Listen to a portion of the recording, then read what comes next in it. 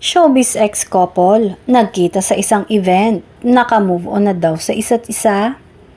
Nagkita at nag-usap nga ang ex-couple na ito sa isang event noong nakaraang gabi.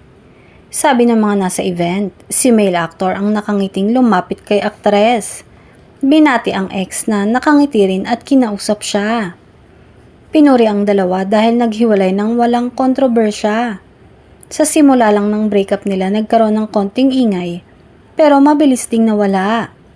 Tila mabilis natanggap ng mga fans na tapos na ang kanilang relasyon. Dumadalo sa mga events ng network ang mag-ex. At kung magkita man, hindi sila nag-uusap at nagtitinginan lang. Wala silang larawan na magkasama, kaya hindi alam ng mga netizen kung okay ba sila o hindi. Sa nagdaang event ay nag-usap sila at nakuna ng picture. Kaya lang, nakatalikod ang aktres at ang aktor lang ang nakaharap sa kamera. Maaalalang ayon sa nakaraang chismis ay nagkaroon ng third party sa side ng aktres pero wala itong kumpirmasyon. Pagkatapos nga ng kanilang breakup ay nalink si aktres sa dati niyang ka-love team at nakitang mas sweet sila ngayon kahit off-cam.